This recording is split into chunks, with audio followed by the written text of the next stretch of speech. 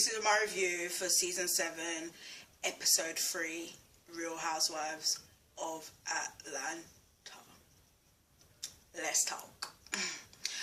Well, Candy's mom's looking for a new house. Why am I not surprised?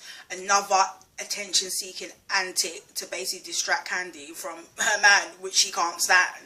The so-called progress Candy claims that her mum and her man has made, or should I say husband, was nil pois. There wasn't any. Like, come on, you can still tell that her mum can't stand her man like poison. Like, it's just so obvious. And this whole, oh, I need a new house thing, it's just, it's an attention-seeking antic. Like, what's going on there?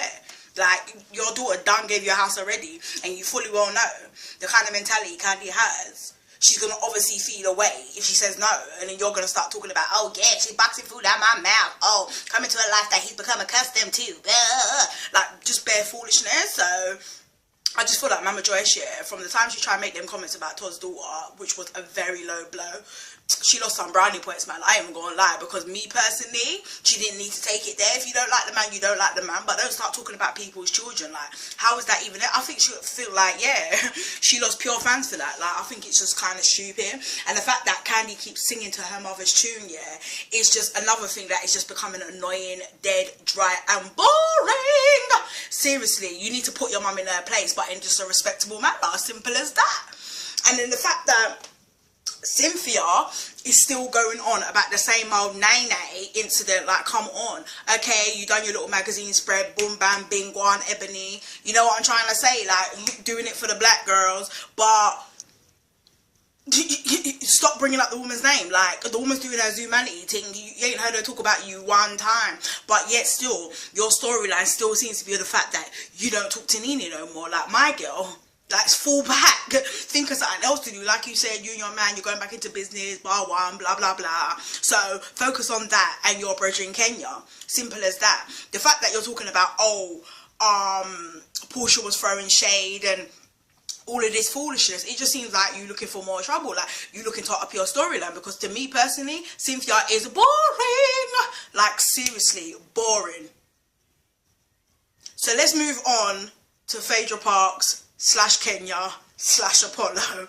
I mean, when Apollo said that he basically lied, so that means man has lied for the last 5 seasons. He's tarnished my girl Kenya's name. He's got his wife calling her names like Kenya Moho. All these things. He's got Candy looking at her sideways. Like, basically, Candy, Phaedra, and Apollo basically had their asses in their mouth, because you basically tarnished the woman's name and based hate on her on the fact that Apollo said she tried to give him fellatio. Fellatio, where do they get these names from? Tried to give him fellatio in LA. My only thing with that whole thing is, okay, yeah, me personally, Apollo did the right thing. Apologize for your mistakes. Apologize for what it is that you're doing, and keep it moving. But Kenya directly wanted him to say, word for word, everything that he said was a lie, to kind of validate the fact that, okay, she weren't basically trying to tease people's man, which was already basically, you know, we already established that, okay, he's a blatant liar, and now he's fessing up. And obviously, yeah, I do feel like Phaedra does owe an apology, because at the end of the day, yes, you will take your husband's word for gospel, but still, wouldn't you still try to look for facts to back up what he's saying, instead of, I don't know, I think it's been like, yes, you've been calling this girl a whore, and you haven't had no facts, but you've been calling her a whore, and then now you come to find out your man is a blatant liar, and you and your brethren and the rest of the group was assuming that basically what he was saying was concrete, but you didn't have anything to back it up, which is really sad, because Phaedra to me seems like she's a smart person. She's still giving her man airtime though. She's still giving him airtime, so it is obviously awkward. And the fact that her son seems to be aware, the elder one, Aiden, is sad, but he's just real cute.